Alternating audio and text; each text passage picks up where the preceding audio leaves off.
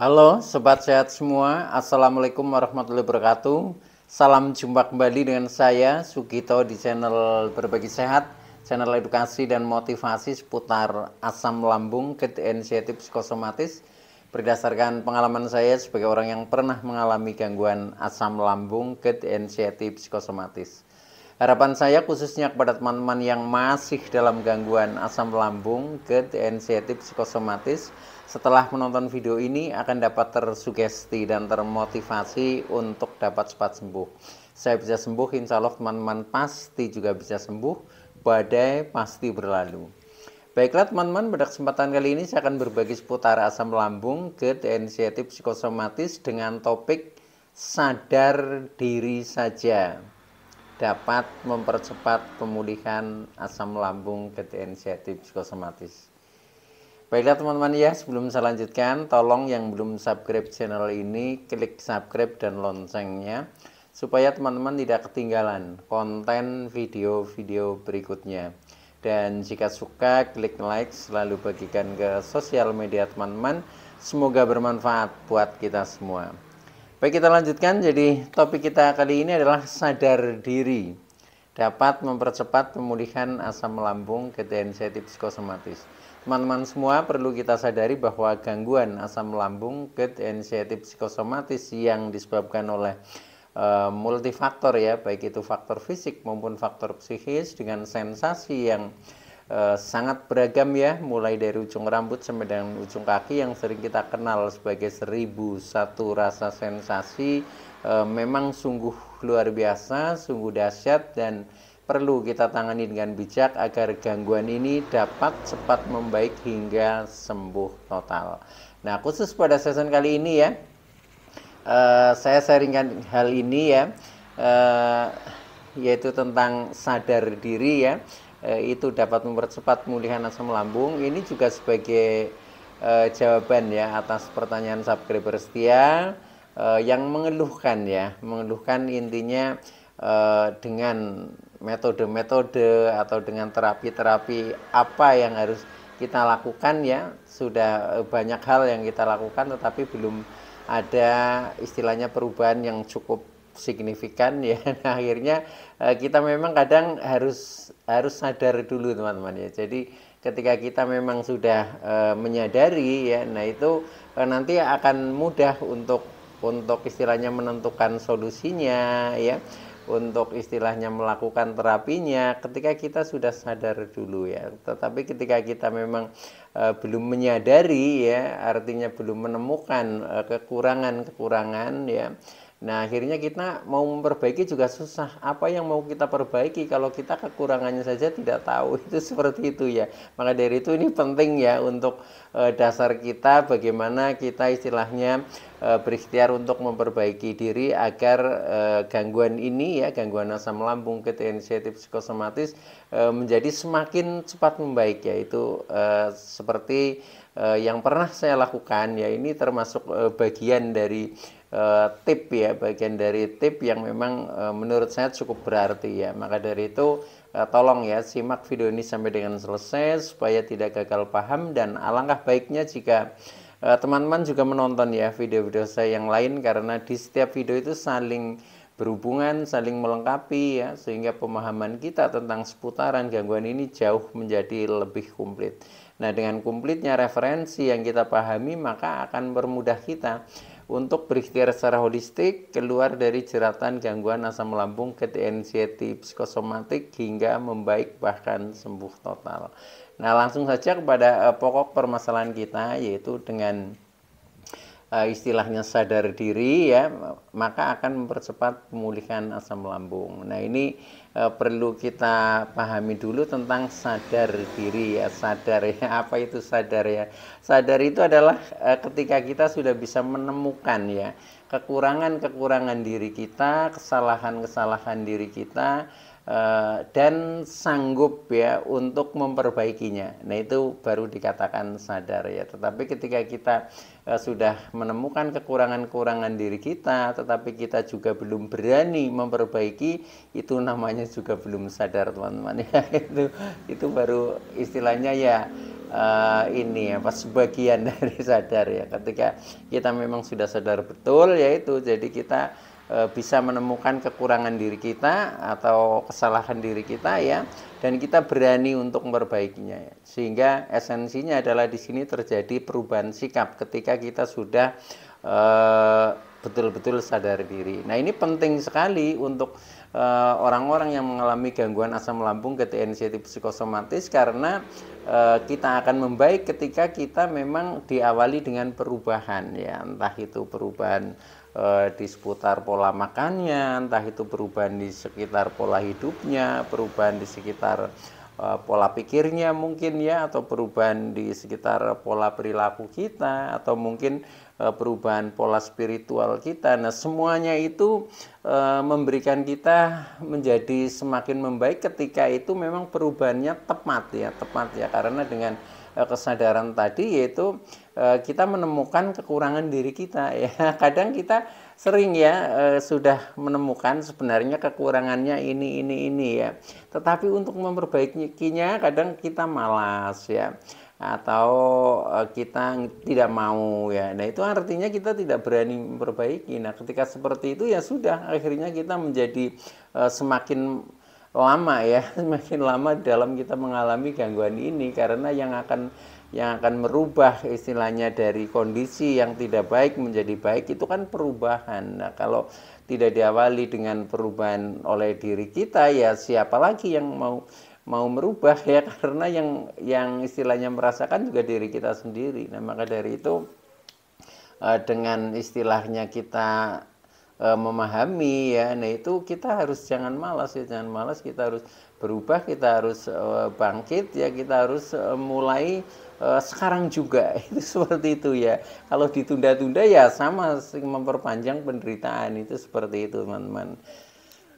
Nah, maka dari itu kita juga paham juga ya, bahwa ketika kita mengalami ya atau terkena gangguan asam lambung GTN-sensitif psikosomatis itu sebenarnya juga tidak serta-merta ya, tetapi pasti ada latar belakangnya atau pasti ada sebabnya. Nah, sebenarnya ini yang coba kita ingat-ingat ya. Nah, ini harus kita temukan ya, dan itu pasti tahu karena sebenarnya permasalahan itu kan ada di dalam diri kita, walaupun kadang ada permasalahan-permasalahan yang kita tidak kuasa untuk istilahnya menyampaikan secara terbuka, apalagi hal-hal yang sifatnya luka batin ya. Nah, hal-hal seperti itu justru itu yang sering menjadi pemicu ya, karena kadang ketika kita memendam ya, katakanlah memendam emosi, contohnya itu luka batin, itu meledaknya yaitu menjadi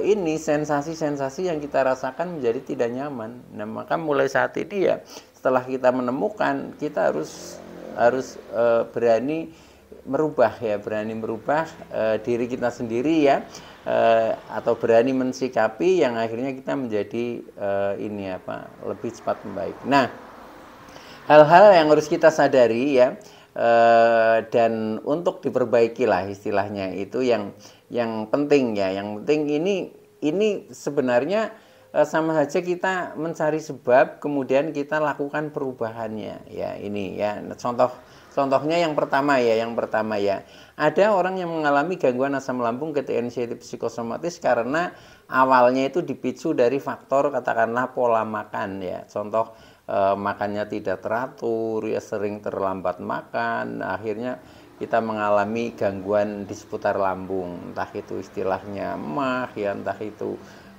langsung asam lambung, atau mungkin gastritis atau apa ya. Ini intinya gangguan di lambung. Itu kadang seperti itu ya, bisa dipicu dari makanannya, atau mungkin tidak hanya kita sering terlambat makan, tetapi mungkin makanan yang efeknya negatif, nah kita over ya. Contohnya misalkan terlalu banyak pedasnya, terlalu banyak asamnya ya, atau mungkin makannya lemak-lemak terus dan seterusnya. Nah, sehingga menjadi tidak kondusif di dalam lambung. Nah, kalau memang sebabnya itu ya kita harus menyadari dan kita harus merubah ya, merubah dari pola lama kemudian kita jadikan pola baru yang sudah penuh dengan perubahan. Kalau memang kita itu tidak membaik dalam arti kita mengalami gangguan lambung itu disebabkan dari faktor makanan, ya sudah kita berusaha menjaga pola makan yang baik ya. Jadi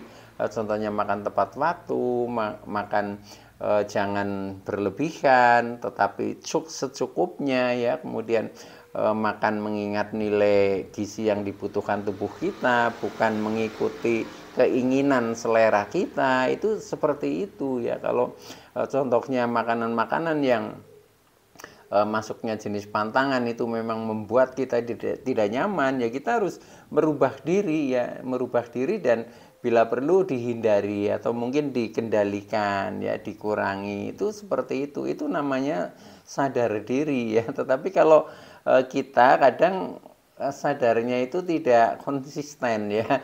Ketika ada sensasi kita istilahnya sadar ya, tetapi cuma sebentar. Nah, nanti setelah enakan, nah kita lupa diri lagi. Nah, ini yang kadang menjadikan sudah sembuh kambuh lagi. Nah, itu juga sebenarnya disebabkan oleh diri kita sendiri, teman-teman ya. Nah, itu yang hal-hal seperti itu kita cermati, kita sadari, dan kita harus bisa konsisten menjaga diri lah, istilahnya seperti itu. Nah, itu yang pertama ya, yang harus kita sadari tentang yang hal-hal yang berhubungan dengan contohnya pola makan atau makanan. Nah, kemudian yang kedua yang harus kita sadari ya, itu juga hal-hal yang kadang sering memicu kita mengalami gangguan ini karena disebabkan dari pola hidup kita yang kurang baik lah. Contohnya misalkan kita sering begadang karena jam terbangnya terlalu tinggi ya, kemudian beraktivitas sampai larut malam tiap hari dan seterusnya, sehingga istirahat kita kurang, kita sering kecapean. Nah, itu kan akhirnya juga akan ini mengakibatkan banyak pengaruhnya sehingga sampai dengan kita mengalami gangguan lambung misalkan seperti itu. Nah, kalau memang sebabnya itu ya sudah, kita memang harus istilahnya banting setir, harus kita rubah ya, karena semuanya itu ada ukurannya lah, ukuran idealnya itu seperti apa. Nah, contohnya ketika kita mengatur pola hidup kita, ukuran idealnya itu paling mudah itu dengan pola 8-8-8 teman-teman. Jadi 8 jam katakanlah untuk istirahat atau tidur ya, kemudian 8 jam untuk bekerja ya atau beraktivitas normal ya, kemudian 8 jam itu untuk relaksasi, menyalurkan hobi, bersosialisasi, beribadah ya, dan seterusnya ya, yang santai-santai lah, itu seperti itu ya. Nah, itu kalau kita bisa istilahnya memposisikan seperti itu ya, insya Allah tubuh kita akan baik-baik saja, termasuk asam lambung juga menjadi normal. Karena apa? Karena kita ini mendengarkan bahasa tubuh ya, jadi kita sadar ya terhadap tubuh ingin apa, nah itu kita ikuti. Contohnya ketika tubuh memberikan sinyal mengantuk, ya sudah kita tidur ya. Tubuh memberikan sinyal rasa lapar, ya sudah kita makan. Nah, itu namanya kita sadar terhadap bahasa tubuh, itu seperti itu ya. Jadi nah kadang kita memaksakan ya, begitu kita sudah mengantuk saja kita masih minum doping misalkan ya. Nah, itu yang salah kita sendiri. Kalau seperti itu ya akhirnya kapan sembuhnya ya. Maka dari itu ini penting sekali ya, kita harus sadar diri ya, sadar diri untuk istilahnya memperbaiki diri, itu seperti itu. Jadi seperti tadi ya, sadar itu bisa menemukan kekurangan diri kita ya, atau penyebabnya, kemudian berani memperbaiki itu. Nah, itu ternyata kompleks sekali, banyak hal, sebabnya itu banyak hal ya, dan setiap orang itu kadang berbeda-beda ya, tekanannya sebabnya pasti berbeda-beda itu, tetapi secara umum itu sebenarnya banyak kesamaan, yaitu seperti itu. Nah, Itu sadar yang kedua. Nah, kemudian hal yang perlu kita sadari yang ketiga yaitu yang berhubungan dengan pola pikir kita atau psikis kita atau mental kita ya. Dimana pada saat kita mengalami gangguan ini, gangguan asam lambung ketensiatif psikosomatik, kita sering berpikirnya itu negatif ya, sebenarnya berpikirnya negatif.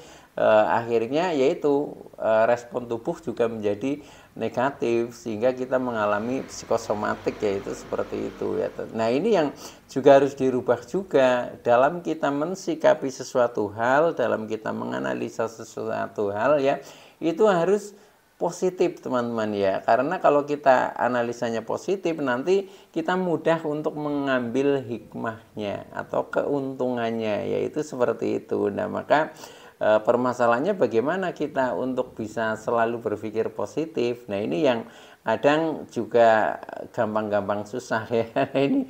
Tetapi kalau sudah kita sadari, yaitu akan bisa ya. Contohnya ketika kita ingin melihat segala sesuatu itu dengan kacamata yang positif, nah itu memang awali saja dengan syukur. Itu menurut saya paling mudah ya, paling mudah itu. Jadi setiap kita mau menilai lah diri kita, nah itu awali dengan syukur. Jadi, contohnya misalkan kita masih mengalami katakanlah sensasi ya, mungkin kepala selalu berat atau pusing-pusing ya, kadang pikiran menganalisanya negatif, wah ini jangan-jangan terkena tumor otak ya seperti itu. Nah, akhirnya menjadi tambah cemas. Nah, itu rubah, jangan seperti itu ya. Jadi katakan saja awali dengan syukur ya, walaupun kepala saya berat, saya tidak apa-apa, saya baik-baik saja ya.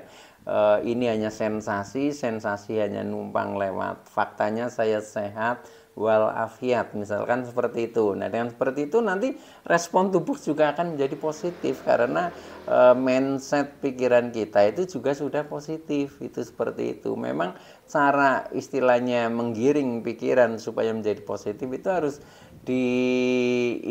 diawali dengan kata-kata ya. Jadi itu paling mudah seperti itu. Makanya afirmasi positif itu sangat penting karena akan ini bisa merubah mindset pikiran itu seperti itu. Nah, bahkan seperti saya sampai sekarang itu pun selalu afirmasi teman-teman ya. Jadi ketika ada segala sesuatu saya afirmasikan ya.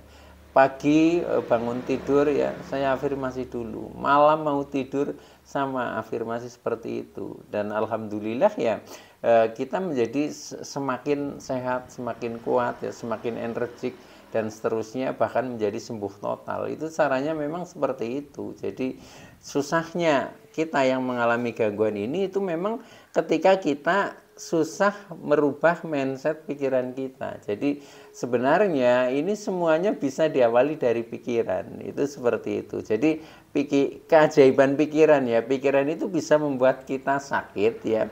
Itu bisa dibalik, pikiran juga bisa membuat kita sehat. Ketika kita bisa contohnya tadi ya, dari pikiran negatif kita rubah menjadi positif. Sebenarnya hanya sesimpel itu ya. Cuma buat kita yang kadang belum istilahnya menyadari, nah itu masih susah ya. Apalagi Pak saya sudah mencoba afirmasi tapi nggak ada hasilnya. Nah itu juga banyak juga seperti itu. Nah itu ya karena itu memang butuh tumbuh ya. Jadi jadi ibaratnya sekali kita afirmasi itu sama aja kita baru menabur biji lah, menanam ya. Nah biji itu kan nanti akan tumbuh, kemudian setelah tumbuh akan kita rawat ya, berkembang, akhirnya besar. Nah setelah itu baru berbuah.